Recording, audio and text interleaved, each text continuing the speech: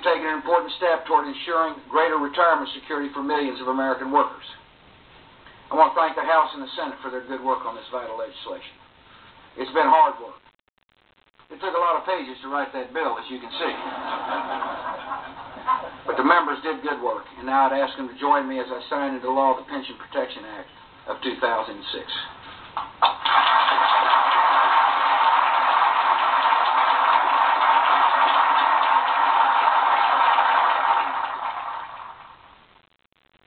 That was President George W. Bush signing the Pension Protection Act of 2006.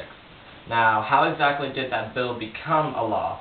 Well, I'm sure nobody stuck a gun to the president's head and said, sign this. I mean, that's not what's going to happen. There are many steps that a bill has to go through in order for it to become a law.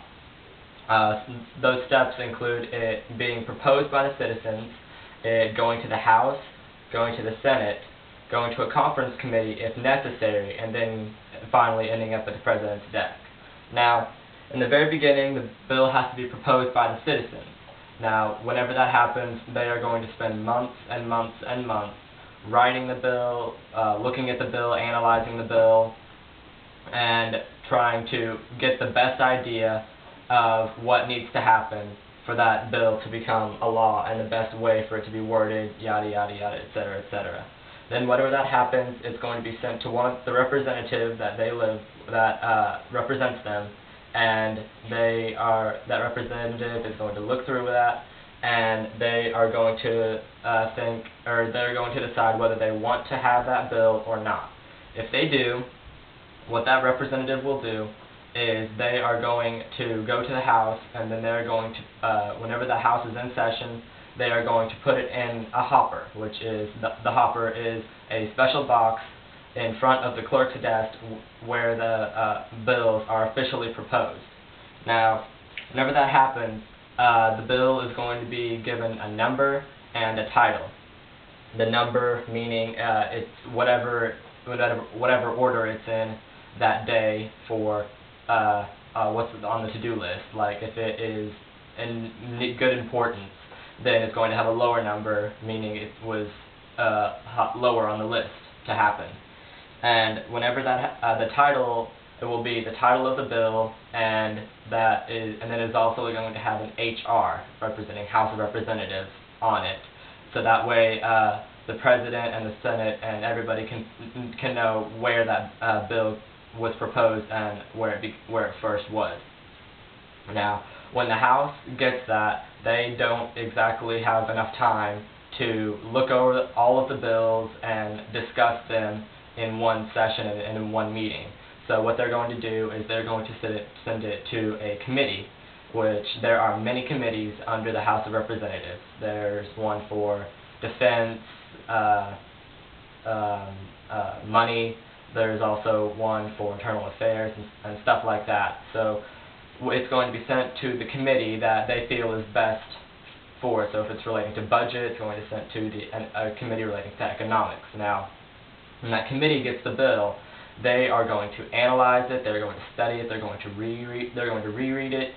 After a long time, they are going to have hearings so that they can get the public's view over what's going to happen. They are going to get background information on it also, and they are going to make changes to it, most likely, so that it fits what they believe is best. And those changes are going to be called amendments. They're going to amend that bill. And whenever they feel that it is completely perfect, or as perfect as possible, it will be approved and it will be sent back to the full House. Now, whenever the full House gets it, they will take a vote on it, and with a majority vote in the House, it will be sent to the Senate. Now, when the Senate gets it, they're going to go through the same process. It's going to be sent to a committee, changed, voted on back at the full Senate. Now, when the committee in the Senate gets it, if they make changes to it and it goes through the Senate, then the bill will need to go to a conference committee. And then if they do not make changes to it, meaning that both the House and the Senate think it's good, it'll go to the President. Now back to the conference committee. If the Senate makes changes to it, then that means the House has not agreed with the Senate completely. So that means it will be sent to a conference committee. A conference committee is a group of representatives and a group of senators that are just put together to make a compromise over the wording in the bill and what the bill has to offer. So they're going to probably most likely get a little bit out. They're going to make changes to it, and they are going to feel what is in the best interest of the Congress as a whole. And whenever they are done changing it, it'll get sent back to the House and the Senate. And with a majority vote in both the House and the Senate, then the bill will finally go to the President's desk. Now when the President gets it, there are three things that he can do. One, he could sign it, of course, meaning that it will become the law of the land and will be ratified into the Constitution. Another thing he can do is he can veto it, which means he doesn't like it. He feels that it would be better if the Constitution and the nation as a whole would not have this bill, or law then, in that case. So, when he vetoes it, it will go back to Congress. Now, if Congress feels very, very strongly on this bill and feels that it desperately needs to become a law, with a 2/3 vote in both the House and the Senate, the President's veto will be overridden and that bill will become a law.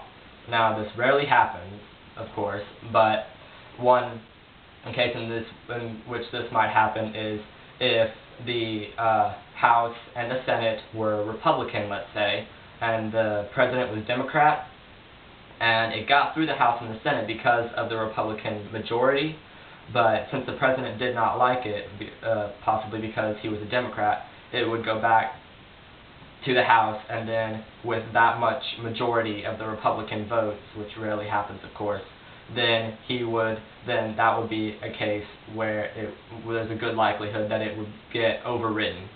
Now, a third thing the President can do when he gets the bill is that he can hold it, and two things can happen with that.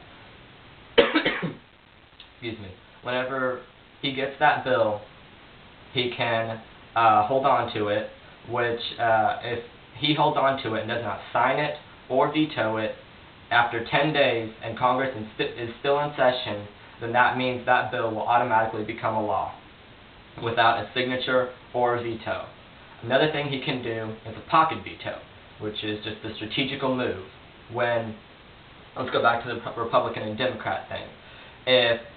If Congress is probably going to override it when they get it back, then he can pocket veto, which means if Congress ends its session within those 10 days, he can hold on to it, and whenever Congress ends its session, that bill just dies, and it will not become a law, and it's sent back to the people who proposed it.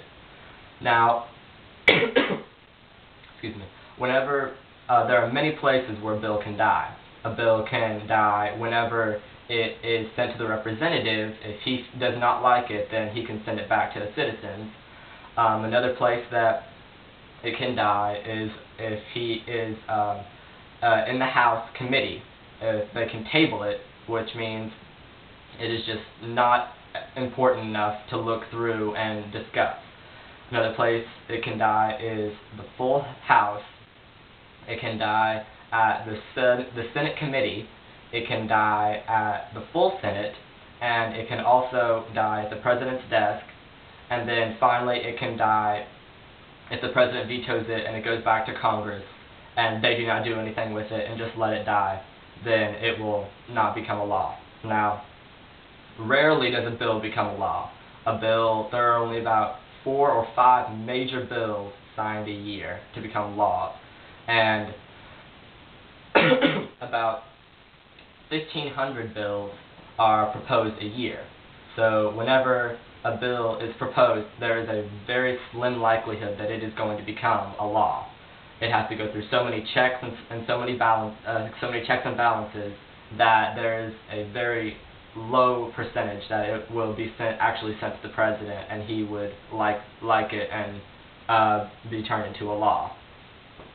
Now, those are another place that a bill can die is at the conference committee, which is when they feel that, or whenever the conference committee gets it, is when they just get together and they make so many changes to it that both the House and the Senate don't like it at all, and it's just too mixed up and wordy, and they just don't like it at all. It also can die there.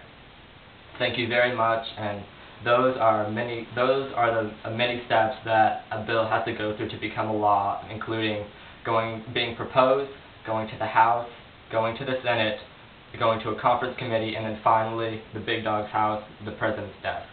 Thank you.